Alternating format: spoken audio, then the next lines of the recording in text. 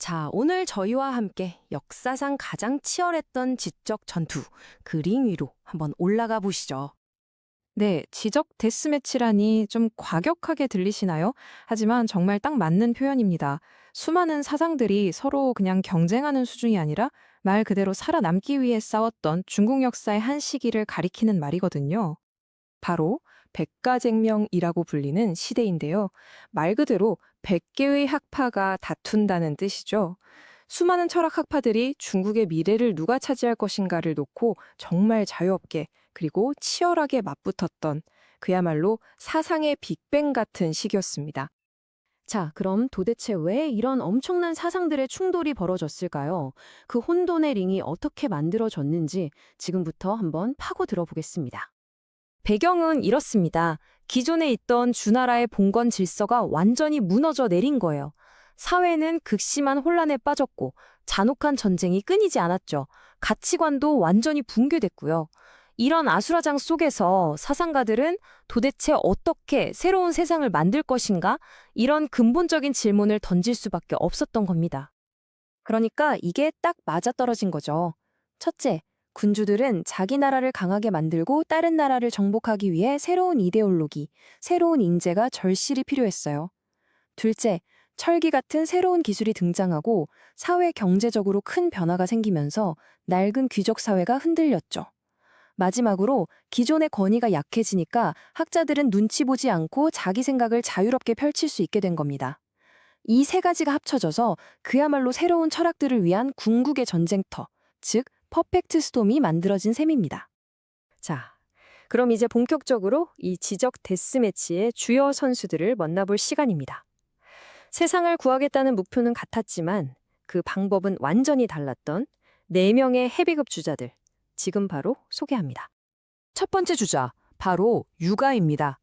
인과 예를 통해 덕으로 다스리는 세상을 이룩하라. 이것이 그들의 외침이었죠. 대표 주자는 역시 공자와 맹자고요. 이들은 해답이 바로 도덕과 전통에 있다고 굳게 믿었습니다. 핵심 주장은 이겁니다. 개개인이 먼저 즉 내면의 도덕성을 갈고 닦고 예라는 사회 규범을 잘 따르면 그 질서가 가정에서부터 국가까지 쫙 퍼져나간다는 거죠. 결국 덕 있는 군주 아래 덕 있는 개인들이 모여야 평화로운 사회가 만들어진다고 본 겁니다. 하지만 이런 이상적인 이야기가 당대에는 좀 스캔들처럼 받아들여지기도 했어요. 아니 지금 당장 적군이 쳐들어오는데 도덕 타령이 웬 말이냐 하는 비판에 직면한 거죠. 심지어 유가 내부에서도 인간의 본성이 원래 선한가 악한가를 두고 맹자와 순자 사이에 엄청난 논쟁이 벌어지기도 했습니다. 자, 유가의 정반대 코너에 선 선수를 볼까요? 바로 법가입니다. 강력한 법으로 세상을 통제하라. 이들은 한비자 같은 아주 냉철하고 실용적인 사상가들이었는데요. 통제에 대한 비전이 정말 차가웠습니다. 법가의 생각은 아주 단순 명료합니다. 인간의 본성은 이기적이다. 따라서 질서를 잡으려면 엄격하고 냉정한 법, 절대적인 국가 권력, 그리고 가혹한 처벌, 이 세 가지만이 답이다. 이들은 과거의 전통 같은 건 다 버려야 한다고 봤어요. 오직 강력한 철권 통치만이 강한 나라를 만들 수 있다고 믿었죠. 이들의 사상이 왜 스캔들이었는지 아시겠죠? 도덕이나 동정심 같은 인간적인 감정은 싹 다 무시하고 피해 통치를 내세웠기 때문입니다. 사람을 그저 국가를 위한 도구, 부속품으로만 취급했다는 비판을 피할 수 없었죠. 자, 보세요. 한쪽은 덕치, 즉 덕으로 다스리자고 하고 다른 한쪽은 법치, 법으로 다스리자고 합니다. 한쪽은 인간은 가르칠 수 있다고 믿고 다른 쪽은 인간은 이기적이라고 단정하죠. 정말 극과 극의 대립인데 이게 바로 핵심 질문을 던집니다. 과연 우리는 인간의 선한 마음에 기대를 걸어야 할까요? 아니면 그 최악의 충동을 힘으로 억눌러야 할까요? 자, 이렇게 유가와 법가가 링 위에서 치고받고 싸우는 동안 아예 링 밖으로 훌쩍 나가버린 선수들이 있습니다. 바로 노자와 장자로 대표되는 도가 사상가들이죠. 그들의 외침은 이랬습니다. 자연의 길로 돌아가라. 이들의 주장은 정말 파격적이었어요. 인위적인 규칙이나 욕심, 이런 거 다 버려라. 진짜 평화는 도, 즉 우주의 자연스러운 질서와 하나가 될 때 온다. 그 방법이 바로 무의, 즉 억지로 아무것도 하지 않는 겁니다. 그냥 자연의 흐름에 몸을 맡기는 것. 이게 가장 위대한 행동이라고 본 거죠. 아무것도 하지 않는 것이 가장 효과적인 행동이라는 이 역설, 정말 대단하지 않나요? 어떻게든 세상을 바꿔보겠다고 아등바등하는 다른 모든 사상가들의 노력에 대한 아주 근본적인 비판이었던 셈이죠.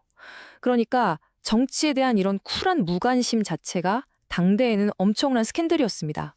자, 이제 마지막 네 번째 주자입니다. 바로 묵가인데요. 묵자라는 인물이 이끌었던 아주 조직적이고 실천적인, 뭐랄까, 철학자이자 전사 집단 같은 느낌이었죠. 이들의 메시지는 모두를 차별 없이 사랑하고 모든 전쟁을 멈춰라 였습니다. 이들은 겸해, 즉, 내 가족만이 아니라 모든 사람을 똑같이 차별 없이 사랑해야 한다고 주장했습니다. 그리고 비공, 모든 침략 전쟁에 반대했죠. 사회는 철저히 실용성과 효율성을 바탕으로 만들어져야 한다고 봤고요. 이건 가족 중심의 유교 윤리에 대한 정면 도전이었고 갈등 없는 세상을 향한 아주 급진적인 제안이었습니다. 자, 이게 왜 그렇게 충격적이었는지 감이 오시죠? 핵심은 이거예요. 바로 옆집 아저씨를 내 아버지처럼 똑같이 사랑하라는 거니까요. 끊임없이 전쟁을 하던 시대에 전쟁은 무조건 나쁜 거야 이라고 외쳤으니 당시로서는 정말 엄청난 스캔들이 아닐 수 없었죠. 물론 링 위에 오른 선수는 이 넷뿐만이 아니었습니다. 말의 논리를 파고든 명가, 외교술로 세상을 움직이려 한 종행가, 농업이 최고라고 외친 농가 등등 정말 수많은 학파들이 각자 자기만의 무기를 들고 이 싸움에 뛰어들었죠. 그야말로 진정한 지적 자유 경쟁, 올스타전이었습니다. 자, 그럼 이쯤에서 궁금해지죠? 이토록 치열했던 지적 데스매치. 과연 최후의 승자는 누구였을까요? 글쎄요, 답은 여러분이 생각하는 것보다 훨씬 더 복잡하고 흥미롭습니다. 결론부터 말하면 딱 한 명의 승자는 없었습니다. 하지만 이들의 싸움은 엄청난 유산을 남겼죠. 첫째, 인간과 사회 문제를 이렇게 다양하고 경쟁적인 관점에서 분석하는 전통을 세웠고요. 둘째, 국가 통치와 윤리에 대한 근본적인 질문에 대해 정말 풍부한 해법들을 제시했습니다. 마지막으로 이 모든 사상들이 모여서 중국, 한국, 일본을 포함한 동아시아 문명 전체의 거대한 지적 뿌리가 되었습니다. 그러니까 누가 이겼다기보다는 이 싸움 자체가 위대한 유산이 된 거죠. 그러니까 이건 그냥 오래된 사상들의 목록, 그런 게 아닙니다. 혼돈의 시대에 어떻게든 올바른 답을 찾아내려고 했던, 정말 치열하고 눈부시고 또 한편으론 처절했던 지적 탐험 그 자체였던 겁니다. 그리고 그 고민은 지금 우리에게도 여전히 큰 울림을 주죠. 마지막으로 여러분께 질문 하나 던지면서 마무리할까 합니다. 만약 이 사상가들이 지금 21세기의 혼돈 속으로 들어온다면 어떨까요? 이들이 우리의 문제들을 놓고 씨름한다면 여러분은 과연 누구의 손을 들어주시겠습니까? 중국 역사에 사상이 정말 폭발적으로 넘쳐나던 그야말로 눈부신 황금기가 있었거든요. 그런데 어떻게 그 찬란했던 시대가 역사상 가장 끔찍한 지적 학살로 막을 내리게 됐을까요? 오늘 그 빛과 그림자를 한번 따라가 보겠습니다. 자, 오늘 이야기는 바로 이 문장으로 시작해 보려고 합니다. 역사상 가장 거대한 지적 스캔들. 와, 굉장히 강렬한 표현이죠. 대체 무슨 일이 있었길래 이런 평가를 받게 된 걸까요? 모든 이야기의 시작은 정말 놀라울 정도로 사상이 자유롭게 폭발했던 시대로 거슬러 올라가야 합니다. 바로 수많은 학파들이 서로 경쟁하며 지혜를 뽐냈던 제자 백가의 시대입니다. 한번 상상해 보세요. 세상은 온통 혼돈에 빠져 있는데 그 속에서 정답을 찾으려고 당대 최고의 천재들이 저마다의 아이디어를 쏟아내는 거예요. 거대하고 활기 넘치는 지적 탐험의 장이 열린 거죠. 근데 이게 그냥 머릿속 생각으로만 그친 게 아니라는 점이 정말 대단한 거예요. 우리가 아는 유가, 도가, 법과 같은 사상들은요, 당시 사회가 겪던 문제에 대한 아주 구체적인 해법들이었습니다. 말하자면 한 문명의 미래를 위한 청사진이었던 셈이죠. 하지만 역사란 참 아이러니하죠. 이토록 찬란했던 사상의 빛은 안타깝게도 꺼지고 맙니다. 바로 이 사상의 황금기에 짙은 그림자가 드리우기 시작합니다. 모든 것을 자신의 통제하에 두려했던 인물, 중국 최초의 황제 진시황이 등장하면서부터 말이죠. 그의 목표는 아주 단순하고 또 어떻게 보면 무서울 정도로 명확했습니다. 거대한 제국을 세려면 모든 것이 똑같아야 한다. 단지 땅덩어리뿐만이 아니라 사람들 머릿속 생각까지도요. 그리고 이 목표를 위한 그의 무기가 바로 아주 엄격하고 강력한 법과 사상이었습니다. 그래서 거대한 통일 프로젝트를 시작합니다. 글자를 통일하고 수레바퀴 폭을 맞추고 심지어 윤리규범까지 하나로 통일하죠. 질서를 위해서요. 하지만 이 모든 것들이 향하는 진짜 목표는 따로 있었습니다. 바로 사람들의 생각을 하나로 묶는 것. 바로 사상의 통일이었죠. 자, 이제 이야기의 가장 극적인 부분, 바로 그 핵심으로 들어왔습니다. 역사에 길이 남을 악명 높은 사건, 분서갱유입니다. 분서갱유. 이 단어를 한번 뜯어볼까요? 분서는 책을 불태운다는 뜻이고요. 갱유는 학자들을 구덩이에 파묻는다는 뜻입니다. 말 그대로 지식과 지식인을 향한 정말 끔찍한 두 갈래의 공격이었던 거죠. 이 잔혹한 전략은 아주 치밀하게 두 단계로 진행됐습니다. 첫 번째 공격 대상은 바로 기록된 지식, 그러니까 책이었어요. 국가의 통치에 도전할 수 있는 모든 생각을 원천 차단하겠다는 거였죠. 이게 그냥 마구잡이로 책을 없앤 게 아니에요. 여기 보시면 아시겠지만 아주 치밀한 계획이 있었습니다. 의학이나 농업처럼 국가에 당장 쓸모있는 기술 서적들은 남겨뒀어요. 하지만 유교 경전이나 제자백가의 책들, 다른 나라의 역사서처럼 비판적인 생각을 키울 수 있는 것들은 모조리 불태워버렸습니다. 책을 없앤 황제의 칼날은 이제 그 책을 만들고 읽고 전파하던 사람들, 바로 학자들에게로 향합니다. 460명. 이 끔찍한 숫자는요, 비판의 목소리를 냈다는 이유로 구덩이에 산채로 묻혀야 했던 학자들의 수입니다. 그러니까 이건 단순히 몇 명을 벌주는 차원의 문제가 아니었던 거죠. 다시는 국가에 저항하는 생각이란 게 싹을 틔울 수 없도록 그 비판적 사상의 씨앗 자체를 완전히 제거하려는 제국 전체에 보내는 공포의 메시지였습니다. 자, 그렇다면 질문이 생기죠. 이렇게까지 강력한 공포 정치가 과연 진시황이 꿈꾸던 영원한 제국을 만드는데 성공했을까요? 그 결과는 정말 파괴적이었습니다. 수많은 지적 유산이 사라졌고 여러 세대에 걸쳐 창의성이 위축됐죠. 하지만 가장 즉각적이고 또 가장 아이러니한 결과는 아마 진시황 자신도 전혀 예상하지 못했던 방식으로 찾아왔습니다. 이 연표가 모든 걸 말해주는 것 같습니다. 보세요. 기원전 221년에 중국을 통일했던 그 막강했던 진나라가 책을 불태우기 시작한 지 불과 몇 년 지나지 않아 기원전 206년에 무너집니다. 통일한 지 고작 15년 만의 일이었어요. 폭력으로 생각을 억누르는 통제는 결코 오래갈 수 없다는 걸 역사가 증명한 셈이죠.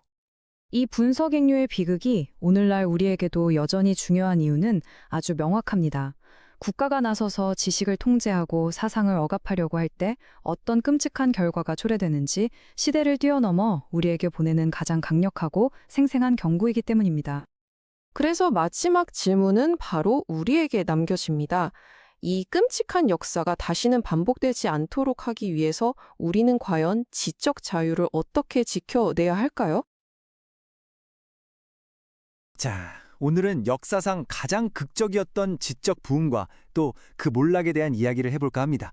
인류 지성사에서 가장 빛났던 순간이자 동시에 가장 끔찍했던 비극.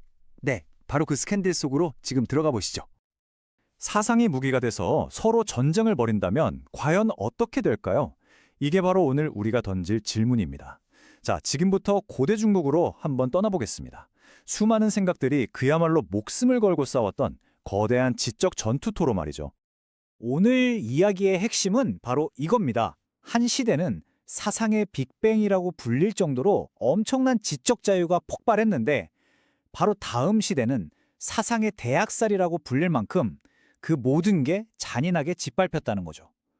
아니, 어떻게 이럴 수가 있었을까요? 자, 그 답을 한번 찾아가 보죠. 먼저 세상을 통째로 뒤흔들었던 그야말로 충격적인 사상 스캔들의 시대부터 시작하겠습니다.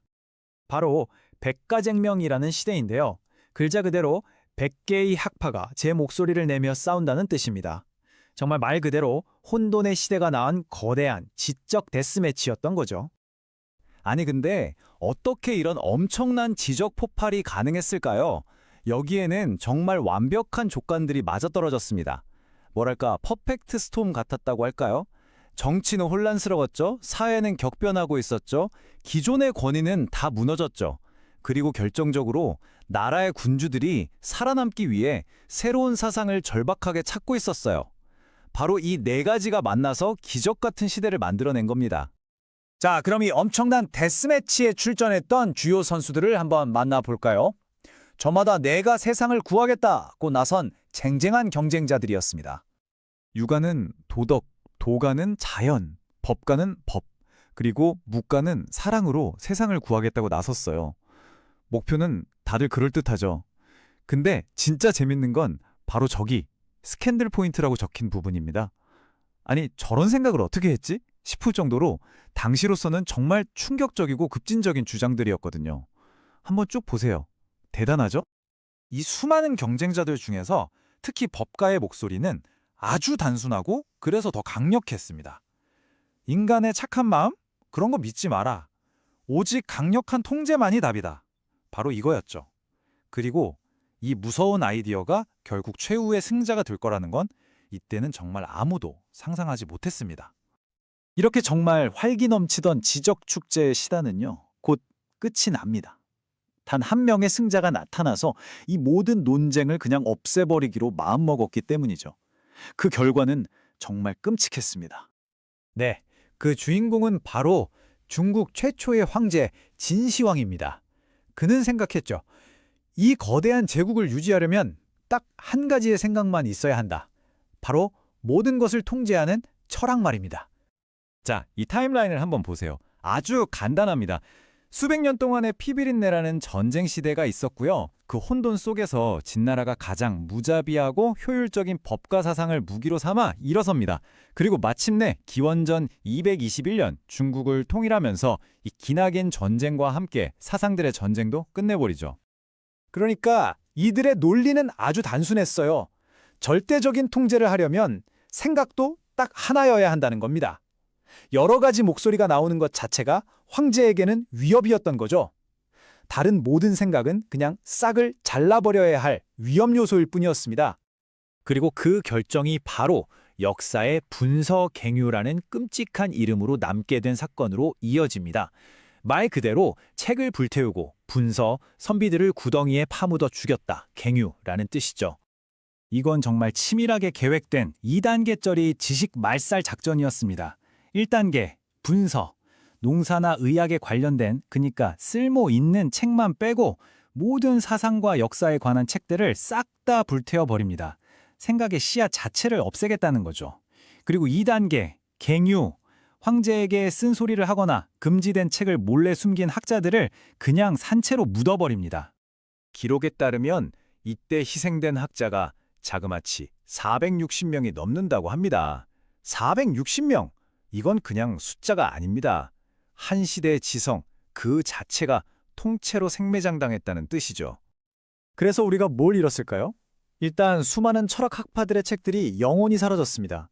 다른 나라들의 역사 기록도 마찬가지고요. 수백 년간 쌓아온 지식과 지혜가 한순간에 재가 된 거죠. 하지만 정말 끔찍한 건 따로 있습니다. 바로 이건 좀 아닌 것 같은데요? 라고 말할 수 있는 그 비판적인 토론의 문화 자체가 완전히 사라져버렸다는 겁니다. 그런데 말이죠. 이 모든 걸 걸고 실행했던 잔혹한 통제는 정말 어이없게도 완벽한 실패로 끝납니다. 그 결말이 너무나 빠르고 허무해서 오히려 역사의 교훈이 될 정도였죠. 이 그래프를 보시면 모든 게 설명됩니다. 통제로 영원할 것 같았던 진나라는 고작 15년 만에 망했어요. 그런데 그 뒤를 이은 한나라는요. 무너진 학문을 다시 일으켜 세웠더니 400년 넘게 갔습니다. 정말 극적인 대비죠. 바로 이게 이 이야기의 가장 핵심적인 아이러니입니다. 만년 동안 지속될 제국을 만들겠다고 모든 사상을 없애버렸는데 바로 그 때문에 역사상 가장 빨리 망한 제국이 되어버린 거죠. 자, 그럼 이 수천 년 전의 이야기가 지금 우리에게 대체 왜 중요할까요? 그건 바로 이 고대의 스캔들이 시대를 뛰어넘어 오늘날 우리에게도 여전히 유효한 질문을 던지고 있기 때문입니다. 이 모든 이야기를 딱 두 가지로 요약해 볼 수 있겠네요. 지적 자유는 황금 시대를 여는 엔진이었고 절대적 통제는 스스로를 무너뜨리는 설계도였습니다. 놀랍게도 이 패턴은 역사 속에서 정말 계속해서 반복됩니다. 그래서 결국 우리에게 이런 질문이 남는 거죠. 질서를 지킨다는 명분으로 다른 생각을 가진 사람들의 목소리를 어디까지 억누르는 게 과연 정당화될 수 있을까요? 이 질문 한 번쯤 다 같이 고민해 볼 필요가 있지 않을까요?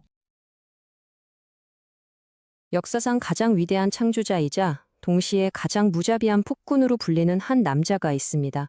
네, 바로 중국 최초의 황제 진시황이죠. 오늘 그의 놀라운 이야기를 한번 따라가 보겠습니다. 창조자인가 아니면 폭군인가? 아마 이 질문이 진시황이라는 인물의 모든 것을 관통하는 가장 핵심적인 물음일 겁니다. 도대체 어떻게 한 사람이 이렇게까지 극단적인 두 얼굴을 가질 수 있었을까요? 지금부터 그 거대한 모순 속으로 한번 들어가 보시죠. 자, 이 엄청난 인물을 제대로 알려면요. 먼저 그를 만들어낸 시대를 봐야 합니다. 그야말로 혼돈, 그 자체였던 세상으로 말이죠. 그의 본명은 영정, 기원전 259년에 태어났는데 태어난 곳이 놀랍게도 적국인 조나라였어요. 아버지가 진나라 왕족이긴 했지만 다른 나라의 인질로 잡혀 있었거든요. 언제 죽을지 모르는 그런 정치적 불안 속에서 자란 어린 영정의 마음속엔 질서와 통제에 대한 무서운 집착이 싹트고 있었던 거죠. 그리고 기원전 246년 그의 나이가 고작 13살이었을 때 진나라의 왕자에 오르게 됩니다. 상상이 가시나요?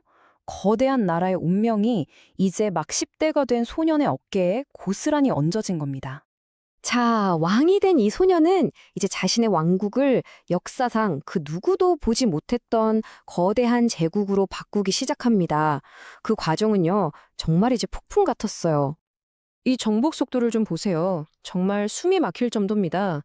기원전 230년에 한나라를 시작으로 채 10년도 안 돼서 당시 중국 대륙을 쪼개고 있던 7개의 나라를 전부 무너뜨립니다. 이 속도만 봐도 그의 군사적 능력과 결단력이 얼마나 무서웠는지 알 수 있죠. 마침내 통일을 이룬 그는 더 이상 왕이라는 칭호로는 만족할 수가 없었습니다. 그래서 아예 새로운 단어를 만들어내요. 바로 황제. 이전과는 차원이 다른 거의 신과 같은 권력을 상징하는 이름이었던 거죠. 하지만 정복은 그저 시작에 불과했습니다. 그는 이제 낡은 세상을 완전히 부수고 오직 자신의 생각대로 움직이는 새로운 제국을 설계하기 시작합니다. 핵심은 이거였습니다. 그는 수백 년 된 낡은 봉건제를 아예 없애버리고 나라 전체를 36개의 행정구역으로 나눴어요. 그리고 그곳에 오직 자신에게만 충성하는 관리를 직접 보냈죠. 이게 바로 강력한 중앙집권 국가의 탄생이었습니다. 근데 어쩌면 그의 가장 천재적인 업적은 바로 이 표준화 작업일지도 몰라요. 제각각이던 문자, 돈, 심지어는 길이와 무게를 재는 단위까지 싹 다 하나로 통일해버린 겁니다. 이게 왜 중요하냐면요. 바로 이 표준화 덕분에 뿔뿔이 흩어져 있던 사람들이 비로소 문화적으로 또 경제적으로 하나의 공동체로 묶일 수 있었던 거죠. 정말 대단한 한 수였습니다. 하지만 이 위대한 통일 제국은 사실 끔찍한 비명소리 위에 세워지고 있었습니다. 이제 그 거대한 야망이 남긴 어둡고 잔혹한 그림자를 들여다볼 시간입니다. 분서갱유, 아마 들어보신 분들 많을 거예요. 이 네 글자는 그의 폭정을 상징하는 단어가 되었죠. 역사상 가장 악명 높은 지적 탄압 사건 중 하나로 기록됩니다. 그의 목표는 아주 명확했어요. 자신의 절대 권위에 도전하는 모든 생각의 싹을 잘라버리는 것. 그래서 의학이나 농업에 관한 책을 빼고는 모조리 불태워버렸습니다. 그리고 감히 비판의 목소리를 낸 학자 수백 명을 산채로 구덩이에 묻어버리는 정말 끔찍한 일을 저지릅니다. 우리가 지금 감탄하는 만리장성, 그리고 그 유명한 병마용갱. 이 모든 위대한 건축물들은요, 사실 수백만 백성들의 피와 땀으로 지어진 무덤이나 다름없었습니다. 끝도 없는 강제 노역과 가혹한 세금은 당시 사람들의 삶을 말 그대로 지옥으로 만들어버렸죠. 자, 그렇다면 모든 것을 손에 쥔 것 같았던 이 황제의 제국은 과연 어떻게 끝을 맺었을까요? 그리고 오늘날 우리는 그를 어떻게 기억해야 할까요? 정말 믿기 힘드시겠지만 그가 세운 영원할 것만 같았던 제국은 단 15년 만에 무너집니다. 진시황이 죽고 나서 불과 몇 년 만이었죠. 제국은 스스로의 잔혹함의 무게를 견디지 못하고 너무나도 허무하게 붕괴하고 만 겁니다. 결국 진시황의 유산은 딱 이렇습니다. 동전의 양면과도 같죠. 한쪽 면에는 중국을 처음으로 통일하고 국가의 기틀을 닦은 위대한 창조자의 모습이 새겨져 있습니다. 하지만 그 동전을 뒤집어 보면 다른 한쪽 면에는 공포정치로 문화를 파괴하고 백성을 짓밟은 무자비한 폭군의 얼굴이 있죠. 이 두 모습은 절대로 따로 떼어낼 수가 없어요. 그러니까 결론은 이겁니다. 그의 위대한 업적은 그가 사용했던 그 잔혹한 방법과 결코 분리해서 생각할 수 없다는 것. 이것이 바로 오늘날까지도 그에 대한 평가가 이렇게 극단적으로 엇갈리는 진짜 이유입니다. 이 고대 황제의 이야기는 시간을 훌쩍 뛰어넘어 지금 우리에게도 아주 묵직한 질문을 던집니다. 위대한 진보를 이루기 위해 치러야 하는 희생, 그 대가는 과연 어디까지 정당화될 수 있을까요? 여러분은 어떻게 생각하시나요? 한 번쯤 생각해 볼 문제입니다.